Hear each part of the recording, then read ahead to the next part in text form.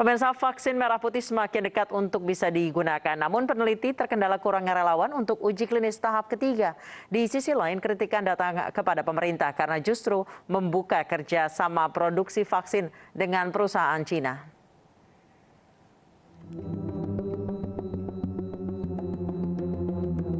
Vaksin karya anak bangsa, vaksin merah putih telah lama dinanti. Selain vaksin impor, vaksin merah putih diharapkan dapat membantu pencapaian herd immunity. Namun, pengembangan vaksin dalam negeri ini bukanlah tanpa hambatan. Peneliti kini kekurangan relawan untuk uji klinis tahap ketiga. UNER harus melibatkan mahasiswanya menjadi relawan. LBM Eijkman bahkan menyiapkan alternatif relawan dari luar Jawa maupun luar negeri. Di tengah tantangan pengembangan vaksin merah putih, pemerintah justru bekerjasama dengan perusahaan asal Cina untuk produksi vaksin. Menko Marves Luhut Panjaitan menyebut vaksin hasil kerjasama ini akan diproduksi pada Juli 2022. Ada saya lihat Etana sudah kerjasama dengan Cina dengan platform mRNA. Jadi mereka akan mulai produksi pada bulan Juli tahun depan. Itu jumlahnya kira-kira mau 70 juta. Saya bilang 100 juta pemerintah pasti beli. Jadi apa yang saya katakan saudara sekalian, karena kita butuh tiap tahun nanti vaksin ini ya kira-kira untuk nyuntik 200 juta orang. Ya dihitung aja itu. Sebelumnya, vaksin merah putih yang dikembangkan UNER menjadi vaksin dengan perkembangan yang melampaui 5 lembaga lainnya, yaitu Eijkman, UI, UGM, ITB, dan LIPI. Vaksin ini bahkan diklaim masih sanggup melawan virus COVID-19 varian Delta. BPOM juga telah menyerahkan sertifikat cara pembuatan obat yang benar atau CPOB untuk vaksin merah putih kepada PT Biotis. PT Biotis bekerja sama dengan UNER dalam pengembangan, produksi, dan pengisian vaksin ini. Jika uji klinis berjalan dengan baik, maka izin penggunaan daruratnya dapat diberikan pada 2022 mendatang. Tim iNews melaporkan. Pemirsa, akankah vaksin merah putih bisa memulai debutnya di kuartal kedua tahun 2022 atau tahun depan? Apakah dukungan pemerintah sudah cukup untuk vaksin karya anak-anak bangsa? Kami akan membahas bersama anggota DPR RI Komisi 7 Mulyanto dan Jona Widagdo, penasehat Menko Marves. Selamat sore, Ibu Jona dan Pak Mulyanto. Selamat sore, Pak Nisa. Baik, saya ke Pak Mulyanto terlebih dahulu. Pak Mulyanto, mengapa Anda sempat mengatakan bahwa pemerintah lebih fokus ke investasi daripada pengembangan riset dalam negeri, yaitu vaksin? Iya, Mbak, gitu kan beritanya begitu. Ini kan vaksin merah putih kan terus digenjot ya di 7 universitas lembaga riset. Ya kan, kita sudah dapat kabar terang ini. Sebelumnya kan memang agak maju mundur ya, Eijkman bekerja sama dengan Bio Farma. Terakhir ternyata ini bagus sekali perkembangan riset UNAIR dengan Biotis ya, pharmaceutical. Nah ini sudah siap preklinis. Bahkan diperkirakan bulan Maret 2002 dia produksi massal. Diharapkan sudah selesai mendapat izin dari BPOM-nya. Nah, kan pada saat Maret kita mau entry, bilang April akan berproduksi juga dari Cina, pabriknya di Indonesia. Ini kan kontraproduktif menurut kami. Ya. Sepertinya tidak mendahulukan produksi dalam negeri. Mbak Nisa. Baik, saya ke Ibu Jona. Tanggapannya terhadap pernyataan Pak Mulyanto, Ibu. Makasih Mbak Anissa. Saya rasa pertama-tama kita tuh terus melakukan komunikasi yang sangat erat ya dengan beberapa tim vaksin merah putih gitu, khususnya misalnya dari ketua tim merah putih sendiri, Prof. Nyoman, kemudian juga ada PIC dari ini percobaan untuk primata makata ini kan sekarang yang sedang berlangsung. Prof. Fedik juga menyatakan bahwa untuk uji coba primata makakanya juga berjalan dengan sangat lancar. Kemudian principal investigator Dr. Dominikus juga menyatakan sekarang ini semua sudah berlangsung preclinical trial-nya. Dari Prof. juga melaksanakan nanti juga sudah menceritakan mengenai uji klinisnya. Nah, sebelumnya pendanaan yang digunakan itu kan swakalola. Nah, namun kami waktu kunker ke Surabaya bertemu juga dengan tim dari UNER, kemudian mendengar ada misalnya kendala-kendala, kita adakan rapat, Pak Menko mengadakan rapat, Pak Menkes, Pak Wamenkes juga langsung rapat juga dengan Pak Rektor dan juga tim vaksin. Nah, sekarang juga pendanaannya sudah kita ganti dari swakalola, kemudian didorong dan dibantu oleh pemerintah, sehingga sekarang mekanisme bantuan pemerintah dari Kementerian Keuangan turun langsung. Dan ini dari tim vaksin merah putihnya yang menyatakan bahwa ini tentunya akan sangat membantu dan mempercepat. Nah, tadi untuk vaksin dari proses preclinical trial ke clinical trial tahap 1, 2, 3, kemudian nanti sampai bisa diproduksi, itu kan semuanya sudah ada mekanisme yang tentunya disetujui standar internasional. Ibu Jona, kenapa akhirnya memutuskan membuka bekerja sama dengan pabrik dari Cina dibandingkan mengembangkan dari yang dari dalam negeri?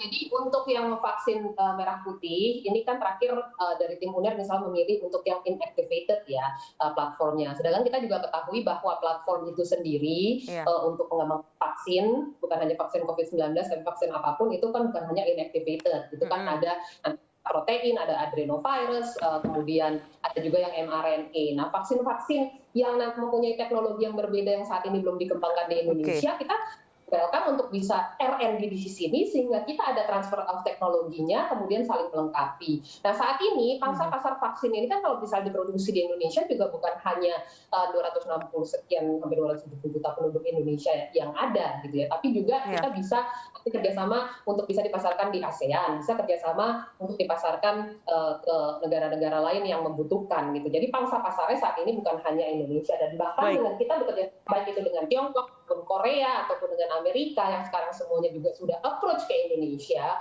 itu akan menguntungkan Indonesia karena kita akan mendapatkan transfer of knowledge dan transfer of teknologi, dan mereka mau melakukan itu. Karena kalau mereka tidak mau melakukan R&D dan juga transfer of knowledge di Indonesia, kita juga tidak akan mengizinkan mereka untuk bisa investasi di Indonesia. Baik, Pak Mulyanto, mendengar penjelasan dari Ibu Jona, tanggapan Anda? Ya, itu perintah itu tidak fokus ya. Jadi kita ini sudah mendekati ujung ya, riset vaksin merah putih di bawah konsorsium riset BRIN ya. Harusnya kita fokus ini. Ada bagus, kita dorong terus. Nanti kalau memang kita mau orientasikan ekspor, lebih bagus lagi vaksin merah putih ini diekspor. Tapi yang utama aja, mari kita siapkan basis produksi vaksin merah putih. Kan begitu, Pak ya. Jangan belum apa-apa sudah bicara cawe-cawe, kita bangun pabrik loh. Ya, itu tip ya. Kalau kami pandangannya itu nggak produktif. Fokus saja produksi dalam negeri ya. Kan industri berjalan baik. Kalau ada kekurangan kita lengkapi. Gitu kan? Pak Mulyanto, tadi Ibu Jona mengatakan bahwa ini adalah bagian dari transfer knowledge karena memang basisnya berbeda. Kalau yang dari UNER itu dari inactivated virus, sementara ini berasal dari sumber yang berbeda. Mbak Anissa, mungkin harus digarisbawahi bahwa ini kan untuk yang investasi-investasi pemerintah tidak sama sekali mengeluarkan biaya ataupun mekanisme biaya pemerintahan. Itu kan berjalan secara B2B.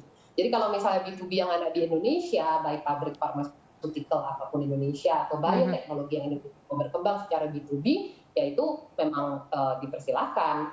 Itu dia mau dengan negara apapun, bahkan dia nanti tentunya beberapa akan membantu perkembangan vaksin merah putih itu sendiri. Karena ini kan akan banyak R&D yang di situ yang bisa dihasilkan, bahwa saling melengkapi dan saling mendukung.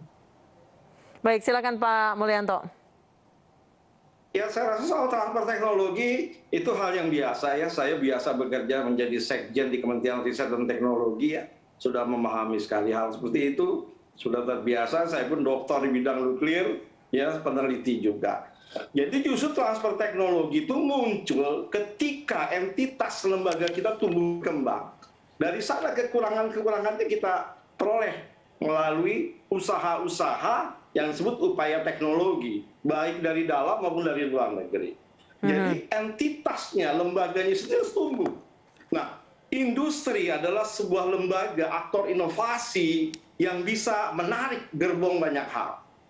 Karenanya Ini kalau pabrik vaksin kita ini berkembang, luar biasa. Ini menjadi sebuah stage, tempat bagi para peneliti ya, mengembangkan ilmunya dan berekspresi. Ya, kita kan sudah memproduksi banyak vaksin juga ya di Bio Farma. Ini bukan yang pertama kalinya. Ilmu itu udah banyak kita kembangkan di Bio Farma. Nah, sekarang ini teman-teman di 7 lembaga berkompetisi dengan berbagai platform. Dengan salah satunya inactivated, dengan protein enhancement. Cuma memang kecepatan ya, kecepatan riset ini akhirnya ternyata... Pak Mulyanto, yang Anda takutkan adalah ketika Merah Putih debut, kemudian akan terlibat dengan vaksin hasil kerjasama dengan perusahaan Cina, seperti itu? Iya. Oke, baik. Jadi ini kan langsung dikompetisikan dengan perusahaan dari luar kan. Pasar kita yang ada biarlah biar kita pertama ya, di dalam negeri ini setelah tumbuh besar kita bisa ekspor ke ASEAN kalau itu mungkin ya. Baik. Sudah bergabung juga dengan kami Koordinator Riset COVID-19 Universitas Airlangga, Ninyo Tri Puspaningsih. Selamat sore, Bu Tri. Selamat sore, Mbak Anissa. Assalamualaikum. Waalaikumsalam warahmatullahi wabarakatuh.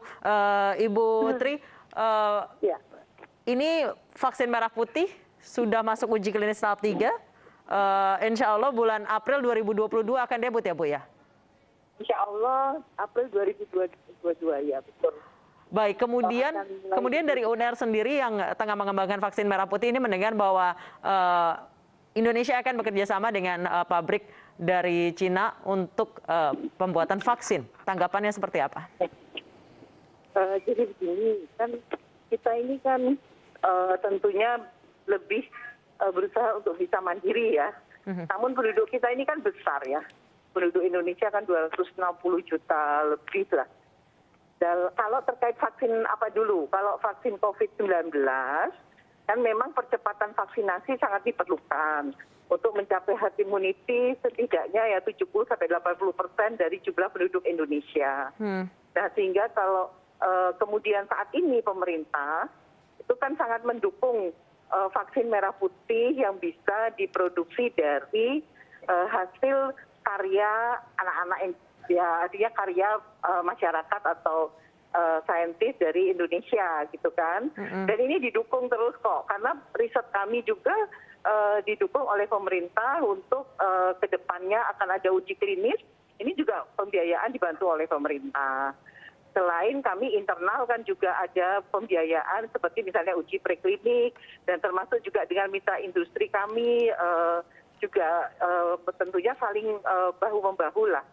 Nah, kalau kerjasama pemerintah misalnya dengan pemerintah Cina untuk membangun industri vaksin, saya rasa dalam pengembangan bisnis ini kan terbuka ya. Namun bahwa Indonesia bisa membuat misalnya vaksin COVID-19 khusus untuk COVID-19 ini sebuah kebanggaan yang pastinya akan lebih diutamakan dalam pemenuhan kebutuhan vaksin untuk percepatan herd immunity di Indonesia. Tapi kalau misalnya kita mampu memproduksi misalnya setahun sekitar 180 sampai 200 juta dosis misalnya seperti itu, kan ini juga ada booster ya ke depannya. Yeah. Jadi saya rasa ini bisa, selama pemerintah mendukung produk dalam negeri, tentu pengembangan lainnya itu adalah bagian dari proses alami. Tentu ya namanya, kalau kita bilang ya ilmu pengetahuan, tapi kalau sudah menjadi produk kan menjadi bagian dari komersial juga gitu kan, karena melibatkan mitra industri. Nah di sini kan tentu ada kompetisi yang sehat gitu ya. Harapan kami sih sehat, tapi pemerintah kami harapkan tetap mendukung produk dalam negeri dari karya-karya anak-anak bangsa gitu. Itu aja harapan kami sebagai peneliti gitu. Ya. Baik, saya ke Ibu Jona. Ibu Jona, tadi harapan memang dari para peneliti di UNER bahwa nantinya jika sudah masuk ke pasaran kedua vaksin ini, baik yang buatan anak bangsa, vaksin Merah Putih, maupun yang hasil kerjasama dengan pabrik asal Cina, itu pasti akan komersial. Apakah pemerintah siap untuk tetap mendukung vaksin ini agar lebih diprioritaskan dibandingkan dari hasil pabrik dari Cina ini? Saya rasa tadi juga sudah disampaikan ya oleh Prof. Nyoman juga dan tim vaksin merah putih. Dari awalnya waktu ini sekarang pendanaan juga sudah sangat didukung. Nanti ini kan sekarang belum masuk untuk clinical trial tahap 1, 2, dan 3-nya. Dan timeline-nya kita juga udah bahas bersama. Apabila ada kesulitan langsung kita bantu koordinasikan dan juga dukung. Tadi yang untuk relawan itu juga sudah dibantu dari pemerintah pusat ataupun pemerintah daerah. Tadi kan Prof. Nyoman juga sudah menyampaikan. Dan nanti waktu itu semua diproduksi dengan platform yang berbeda, kan platform yang berbeda biasanya juga itu bisa disuntikan ke target yang berbeda. Ada yang mungkin punya comorbid, ada yang ibu hamil nanti misalnya aman untuk inactivated gitu ya.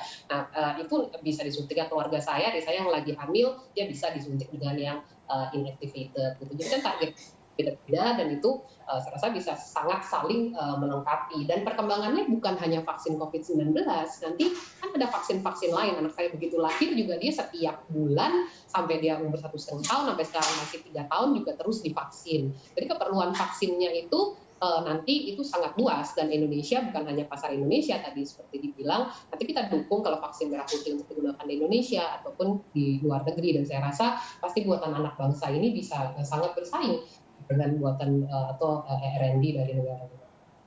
Baik, saya ke Pak Mulyanto. Pak Mulyanto, atas keterangan dari tadi Ibu Tri dan juga dari Ibu Jona terkait dengan ini tidak akan menjadi persaingan nanti di pasaran, tapi justru saling melengkapi. Tanggapan Anda, Pak? Ya Bu, ini kan kita bicara masalah penjual barang vaksin ya. Di dunia bisnis kan demikian. Kenapa riset kita tidak berkembang? Itu adalah persoalan di ujungnya, yakni di pasarnya. Ya. Kita ingat N250, ujung-ujungnya itu kita mampu kok menerbangkan, membuat ujung-ujungnya di pasarnya. Kita kalah bersaing di pasar, terpaksa harus ditukar dengan ketan. Persoalan pemasaran ini yang menjadi persoalan. Kita punya ceruk pasar dalam negeri, ya kan? Kita bangun pabrik kita, itu yang pertama kita prioritaskan. Kalau lebih kita ekspor. Sekarang juga, ya kita impor dari yang sekarang kan masih bisa dengan model seperti itu. Membangun 2 kelembagaan di dalam satu meja, ya mau nggak mau itulah kompetisi.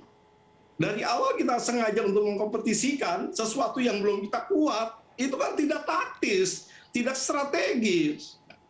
Ya kan, nggak ada motifnya. Motif apa kalau untuk membela bangsa dan negara? Ya mumpung masih pasar ini kosong, kita bangun, kita tumbuhkan, kita kuatkan produksi dalam negeri. Itulah ya sifat kemerah putihan kita. Baik, silakan Ibu Jona tanggapi. Itu aja masalahnya. Iya, makasih. Saya rasa kalau yang sudah di dunia akademisi kita juga menyadari itu semua hasil penelitian nanti perlu diinkubasi bisniskan. Ini juga sedang diperbaiki atau ditingkatkan di Indonesia. Kita juga sedang mendorong juga di MERI saat ini supaya bisa mempunyai R&D yang kuat, yang mumpuni di stem cell, di biomarker, whole genome sequencing. Jadi banyak kemandirian kesehatan dan reformasi kesehatan yang sekarang sedang kita kerjakan. Nah, tapi bisa saya sampaikan bahwa saat ini yang tadi investasi mau dari Tiongkok, dari Korea, sekarang juga udah misalnya KB Pharma dengan Genexin dan investasi dari negara lain yang ada, itu kan tidak didukung uji klinisnya sama sekali oleh dana dari pemerintah. Yang didukung uji klinisnya dananya dari pemerintah, bantuan pemerintah adalah dari vaksin merah putih itu sendiri. Saya rasa semuanya pasti ingin kok kalau vaksin merah putih dan kekhawatirannya adalah nanti pada saat persaingan di pasar, Ibu, produk dalam negeri akan kalah dengan produk impor.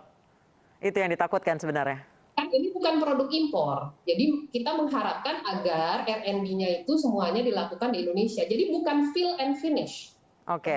Yang dilakukan ini bukan fill and finish, tapi kita melakukan dari R&D-nya, dari API-nya, dari bahan baku, dari drug substance-nya untuk biopharmaceutical reformation in Indonesia dilakukan di Indonesia. Jadi bukan kita sebagai hanya fill and finish aja, tapi kita akan mendapatkan R&D transfer teknologi yang nanti kalau misalnya di Indonesia akan memproduksi jenis-jenis platform itu sendiri, nanti akan didorong ke arah sana, gitu loh. Tapi kita harus leapfrog. Kalau misalnya kita nggak berani untuk bisa mau belajar, ya kita nggak bisa leapfrog.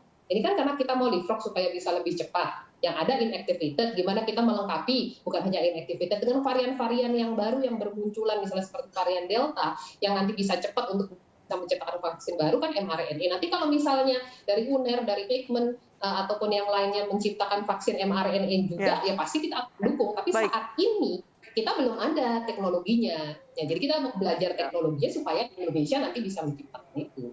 Baik, saya ke Ibu Tri. Ibu Tri, kalau misalnya dari peneliti vaksin merah putih sendiri merasa terancam nggak sih Bu dengan deal-dealan ini, Bu? Jadi gini, sebetulnya kan kita bukan terancam atau ancam mengancam. Jadi kan gini, para peneliti itu ada tantangan tersendiri. Di mana pemerintah berharap, ayo peneliti Indonesia, bantu pemerintah. Gitu ya, masa kita nggak bisa misalnya buat sendiri vaksin yang benar-benar merah putih. Nah ini kan memotivasi para peneliti Indonesia yang saya rasa Indonesia mampulah pakar-pakar di bidang itu. Nah ini mulai seperti tadi disampaikan Bu Yona bahwa beberapa platform memang vaksin yang berkembang untuk COVID-19. Nah saat ini memang yang kita sudah lebih awal, lebih maju lah siap untuk uji klinis di bulan Oktober itu kan yang inactivated virus. Tadi saya mendengar Bu Yona pengembangan ke mRNA. Nah, mRNA memang teknologi yang masuk dalam next generation platform dari vaksin. Ini kan juga menjadi tantangan bagi Indonesia. Apakah mampu misalnya Indonesia melakukan itu? Kalau sifatnya seperti yang disampaikan oleh Bu Yona adalah transfer teknologi gitu ya, untuk mengembangkan di Indonesia, artinya kita juga mengenal dalam di perguruan tinggi yang namanya teaching industry. Jadi teaching industry itu adalah menjembatani antara hasil laboratorium skill kita menuju ke industri gitu atau istilahnya pilot gitu. Nah, kalau tadi Bu Yona mengatakan itu kan transfer teknologi dari teknologi yang next generation yang memang teknologinya sudah high tech gitu ya, yang ada di luar negeri akan ditransferkan agar Indonesia juga mampu melakukan itu dalam waktu yang singkat dan cepat. Karena kalau kita tidak istilahnya kalau kita ketinggalan dalam teknologi seperti misalnya mRNA, ini kan dikembangkan oleh UI yang teknologi platform vaksin mRNA. Nah, pemerintah ingin kalau tadi Bu Yona bilang supaya mRNA next generation ini memang kan kita lihat produknya yang ada itu seperti contohnya Pfizer, Moderna. Baik, saya kembali ke Pak Mulyanto. Pak Mulyanto, ini apakah Anda tidak yakin nantinya di pasaran vaksin merah putih ini akan lebih laku daripada vaksin yang hasil dari pabrik asing? Saya sih yakin bangsa Indonesia akan membeli produk. Cuma satu, Mbak, kita sebagai pemimpin bangsa ya yang berada di pucuk-pucuk pimpinan baik eksekutif atau legislatif, kita harus berpikir makro yang luas. Jadi pendekatan sains, teknologi, dan inovasi nggak bisa didorong melalui satu sisi, yakni supply push, supply. Para peneliti sampai menghasilkan barang teknologi yang siap masuk pilot, ternyata banyak yang gugur, Pak. Nggak bisa diteruskan menjadi barang yang komersial. Apa sebabnya? Karena tarikan pasar yang tidak pas untuk itu. Karenanya sekarang pendekatan agar teknologi kita, inovasi kita tumbuh termasuk industri, maka kita mengenal pendekatan yang disebut demand driven. Kita drive dari demand. Demandnya harus kita siapkan, pasarnya kita buka, kita kasih ekosistem yang bagus, tumbuh industri, barulah produk riset itu masuk ke sana. Jadi kalau belum apa-apa pasarnya yang udah dipegangin sama orang, discourage, Mbak.